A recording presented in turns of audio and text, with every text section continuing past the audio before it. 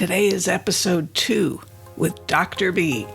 Welcome to the Harness Your ADHD Power podcast.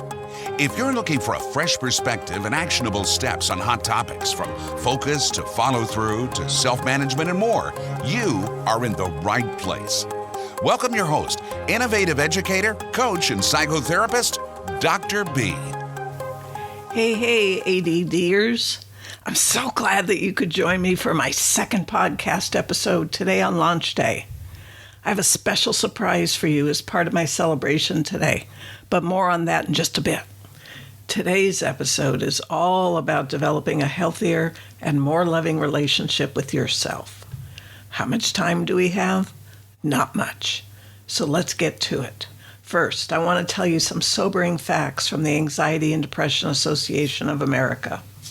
First, depression affects more than 15 million American adults, or that's about 7% of the U.S. population that are age 18 and older in any given year. Wow. And severe depression, or what's called major depressive disorder, is the leading cause of disability in the United States for people that are 15 to 45. This is serious stuff. And if that isn't bad enough, anxiety affects approximately 40 million adults between the ages of 18 and 54, or roughly 18% of the adults in the U.S. And the cost of anxiety in the U.S. alone is more than $42 billion a year. Based on my 30-plus years in the mental health field, way too many people just aren't happy with themselves. And it's generating so much misery and so much suffering, it really makes me sad. So you're not alone, but big deal. What are we going to do about all this? I think that we really need to look beyond the presenting symptoms and the problems, and we need to go deeper. That's what I always do, is dig down into the source of massive sadness and worry. I learned years ago that it's not the events themselves that mess with me, but it's the meaning that I give to them that makes me feel the way that I do. I felt quite hopeful when I learned this because it meant that I could actually do something constructive about how I felt from day to day, and so can you. And just so you know, I've experienced both depression and anxiety in my lifetime. Not a stranger to either. And, I'm sure it wasn't as serious as some people experience, yet both of them have limited my options at times in my life, because I didn't yet have the knowledge or the skills to change my experience. Not the things that I have today. And thank goodness for my need to know in my highly curious brain, because that's how my brain works for me.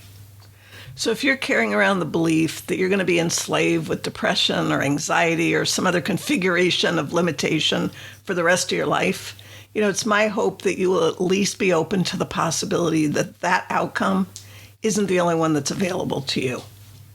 And just a reminder that each episode is going to have no more than 3 important points with relevant stories, an action step for you, a favorite quote of mine, and starting in May, I'm going to be bringing guests to share their expertise with you along with my own. I hope you're as excited as I am. Yes. So in this episode, I'm going to be taking a look at why you are kind of invisible to yourself when it comes to thinking about your own needs, and how you can become aware of your needs and meet them so you can create a healthier and a more loving relationship with yourself. The 3 points that I want to share with you today are, first, why you might find it hard to see your own needs and why they might be an afterthought or last on the list for you. Second, why you might feel selfish thinking of or taking care of your own needs and find it easier to take care of the needs of others.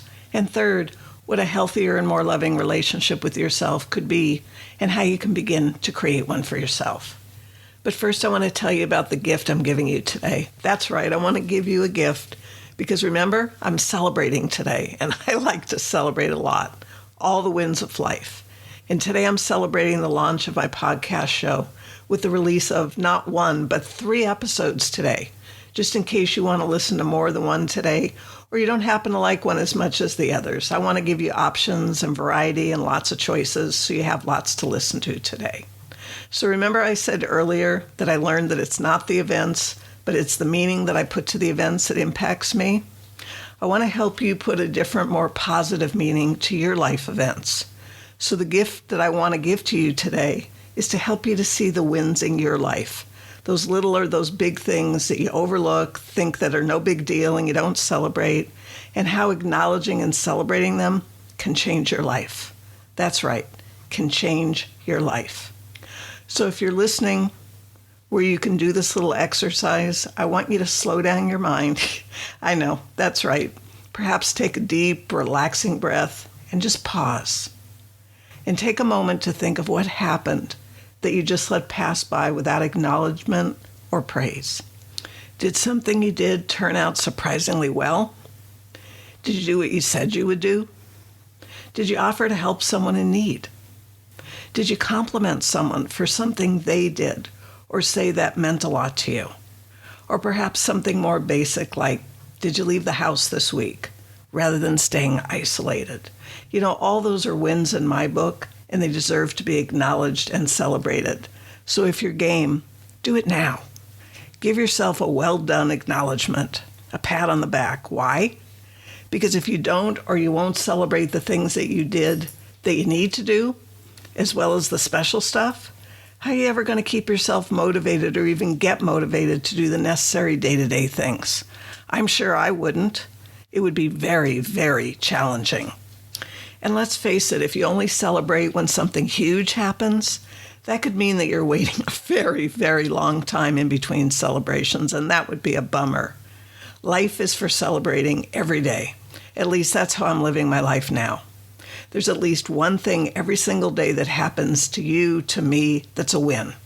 And you can learn to see it that way and celebrate too. Think of motivation this way. Motive, that's having a good enough reason, and ation, to take action. Or together, that's having a good enough reason to take action. So what's that mean? Well, as Jim Rohn used to say, getting up in the morning to go to work at a job that you hate to pay your lousy bills is not motivating. And if that's your situation, it's a perfect opportunity to give another meaning to your situation by finding something in your job, perhaps a person, an activity that you do enjoy, and focus on that as your motivation. A while back, I created a little mini course called The Magical Power of Wins.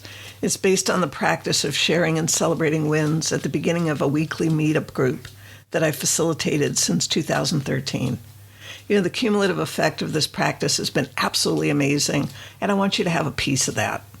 The course normally sells for $27. However, as my gift to you today, my first listeners, I want you to have access to the magical power of wins. That's right. It's my gift to you today for showing up here to listen to my first and or my second or my third podcast and leaving a thoughtful review or comment on iTunes, because I really, really appreciate that you're going to do that. I want to be my very best that I can for you, and your feedback means the world to me. Or as Tom Cruise said in the movie Jerry Maguire, help me to help you. No, seriously. After you post your review on iTunes, take a screenshot of it, head over to my website with it for a copy of today's show notes and your free gift. And thanks so much for celebrating with me today. I really appreciate it. This podcast is sponsored by Pure Potential with Dr. B. You can head over to drbarbaracohen.com and find the podcast show notes, great free content from Dr. B, plus programs and services. That's drbarbaracohen.com. So now back to creating a healthier and more loving relationship with yourself. A relationship that's free of shame, guilt, embarrassment, disappointment, frustration, secrecy, disbelief in yourself, and your word. That's a biggie. You know, the names change, but the stories could be anybody's story, even yours, even mine. There's a lot of different reasons why life plays out the way it does, and I'm going to share 3 stories with you today, as well as talk about your responsibility, your ability to respond. And I hope that at least one of these stories or more is going to resonate with you and be of benefit. So let's keep going. Joe had been taking care of the needs of others since he was a kid. You know, he was the oldest of 3 kids, and he felt that he was given this job of making sure that everyone in his family was happy. You probably know this kind of kid. But everyone didn't include Joe, because Joe learned to be hyper aware of what his sisters needed, what his parents needed, and he did his best every single day to meet those needs. You know, he even met their needs, and he pushed his needs aside because, after all, it was his job. But he had this gnawing sense of sadness his whole life. Maybe you can relate. And he wondered, when was it ever going to be his turn to get his needs met? He wondered why his sisters and his parents didn't think about his needs the way that he thought about theirs. It really puzzled him. He felt that they really didn't even care about him. And this feeling stayed with Joe throughout his youth and all the way into his adulthood. And even when Joe became a family man, this feeling was still there. He was still wondering when it was going to be his turn and why his spouse and his kids didn't think about his needs the way he thought about theirs, just like it was in his family when he was growing up. And Joe wondered how in the heck he was supposed to get his needs met. And on that rare occasion when he let himself think about his needs, he wasn't even really clear on what they were. And boy, did this scare him. Because Joe wondered how he was ever going to get his needs met if he didn't even know what his needs were. This was going to have to be his first step, he thought, getting to know more about himself and what he needed to be happy or satisfied with his life. Maybe you can relate to Joe's story. Some background facts. You need to see everyone if you're going to consider everyone. And that means everyone means including you. And you can only see others when you look out of your own eyes. You can't see yourself.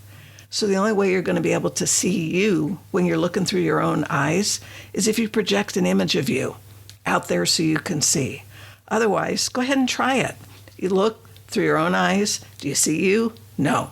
You have to project you out there so you can see you. Because only when you can see and you can hear what you need, what you want, are you going to be able to make those needs known to you. Lisa had been told she was selfish since she was a kid.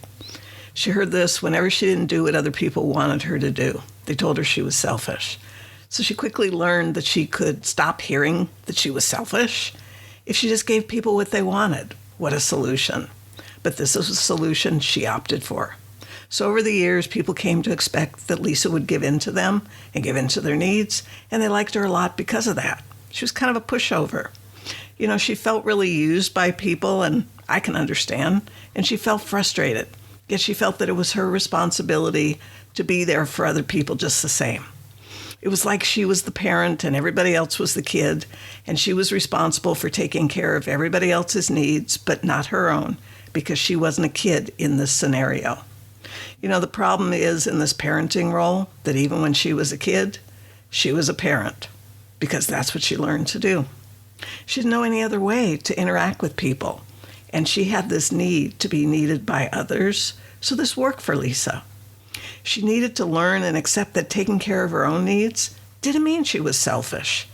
She found it so much easier to take care of the needs of others, partly because she knew what their needs were, and her own needs were a mystery to her. She didn't really know what her needs were, and so she needed to discover that first, and then set about to taking care of what she learned. But that's a lot of work, or it sure seemed like a lot of work to her, and it was just much easier to take care of others. Because there's this unspoken expectation that if she did this for others, that they would do this for her. Except that is not what was happening. And actually, it's a good thing it wasn't happening, because it forced Lisa to have to confront her own needs and to meet them, or else she had to go completely without. And since her level of frustration was increasing and it wouldn't allow her to just go without, she finally had to start seeking to understand herself and her needs, and then to meet them one by one while addressing the issues of feeling selfish so that she could be happy taking care of herself and her needs, because that is truly her job. So knowingly or not, we teach others how to respond to us. If people are used to you giving in to their needs and meeting them, they're going to expect you to do that. That's just how it is. And when you start to say no to other people and yes to yourself, you're going to get what I call pushback from others. So if you want a different response, you're going to need to teach other people a new way of interacting with you. The simplest definition I ever heard of this codependent behavior is an absence of a healthy relationship with yourself, where you sacrifice taking care of your own needs and take care of the needs of others instead. That's exactly what she was doing. In the first episode, I talked about being a high achiever and the price tag on that life. what it costs to achieve it, and to maintain it. Creating and maintaining a healthier and more loving relationship with yourself has a price tag too. And the cost is time, effort, and energy. Charles looked like he had a really good life on the outside. He looked like he had a successful career, a happy life at home, lots of friends who cared about him, a whole lot. But on the inside, Charles had a very different life. His career was taking everything out of him, his home life much the same. And the friends that he surrounded himself with, they loved him because he gave them everything that they wanted. So Charles' life is not an example of a healthier, loving relationship with himself. He lived his life at the expense of himself. But Charles couldn't take it anymore, so he decided to have a transformation. So let's look at what he did, what he created for himself to maintain a healthier and more loving relationship with himself. First, he had to determine what made him happy, not a simple task, and write it down, plus the frequency that he needed. Jogging in the morning, how often? Hiking on the weekends, time with his male friends, knowing that his family was safe and happy, eating healthier meals, time for prayer and meditation, regular successes in his career, being assertive but not aggressive or passive, and being mindful of his own needs and meeting them as well as those of his loved ones. These were things that he figured out made him happy. Great. So now this information became Charles' criteria, and he could use it to decide if the options or the choices that were presented to him in life were good or bad for him, and whether they took him closer or further away from the needs that he had and those needs being met. He had to decide which criteria was going to be negotiable and which was not going to be negotiable, not an option, and having to stick with those decisions no matter what.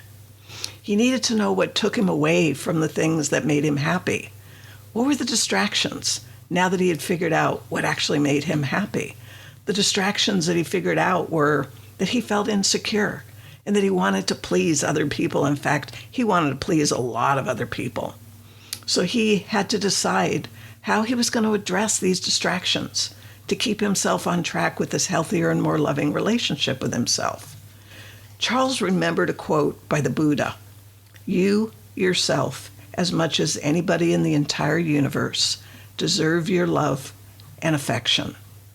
You know, this quote helped Charles tremendously to hold firm to his decision to change. He decided to write sacred vows for him to honor and respect himself and move forward into this healthier and more loving relationship with himself. In fact, he created a sacred ceremony for himself to take vows of self-love. This self-commitment ceremony was the beginning of Charles loving all parts of himself that were not receiving his love and his care, parts that he had pushed away because their needs were just too great in times past, but no more. All parts of himself became important to Charles. Here's a sample of some of the vows that Charles put on his list: to never settle or abandon himself, to listen carefully to his intuition, to that small, still voice within, to honor his passion, his intensity, his calling, and live his life fully, full out, to remain faithful to his values, to his rituals, to his dreams, and to be the meaning maker of his life, not getting meaning from someplace else, to be grateful for what he receives in the many forms that it comes to him, to make conscious memories every single day of the precious moments as they unfold for him, to fully embrace his curiosity and to seek answers to all the questions, the many, many questions that he has, to face his fears and his concerns as they occur, rather than setting them aside for another day, because now is the only day, to continue to check his thinking so that he thinks differently and challenges the status quo of his thinking within himself, to love himself always and in all ways, and to assess at the end of every single day how well he is doing in honoring his new relationship with himself, and to make note of whatever changes are needed to be made on a daily basis. How many people do you know who have a healthy, loving relationship with themselves? Many? And how many people who don't are currently cultivating this healthier and more loving relationship? Do you know many of them? And how many people are sustaining this path no matter what, hands down. And finally, are you going to step up now for yourself to a healthier and more loving relationship? I sure hope so. So here's the action step that I have for you today. It's your responsibility to learn about yourself and your needs. And once you know what your needs are, you're going to be able to begin to learn how you can meet them in the context of a healthier and more loving relationship with yourself. So for focus, what areas of your life need a lot of your attention right now? What do you need to focus on? For follow through, what areas of your life lack the consistency that's needed from you? And for self-management, what areas of your life reflect already this healthier and more loving relationship with yourself? Check in with these places. See what you find. George Bernard Shaw said, "Progress is impossible without change, and those who cannot change their minds cannot change anything." The question I have for you at this point of our journey together is, can you change your mind? I really appreciate you showing up to listen today and in the future. New episodes are going to be released once a week on Mondays, 12 noon Pacific Standard Time. I'm going to be talking about such compelling topics as perfectionism, analysis paralysis, procrastination, managing yourself within time, and many, many more hot topics, as well as lining up guests to bring more great insights to you. So be sure to subscribe to this podcast on iTunes and keep coming back. In fact, if you receive value today, please leave a comment or a review in iTunes so I know that I'm meeting your needs. You know, it means a really, really lot to me to know that your life's getting a little bit better every time we get together. And to claim your free gift, take a quick screenshot of your review, post it in the comments section of this episode on my website, where you'll find the show notes and can claim your free gift. Until next time. Thanks for your undivided attention. If you're hungry to make positive changes in your life, head over to drbarbaracohen.com and see how Dr. B can help you today. Whether you love making changes with one-to-one attention and community support, or on your own with self-study, or could benefit from coaching or psychotherapy, you'll find all the information right there at drbarbaracohen.com.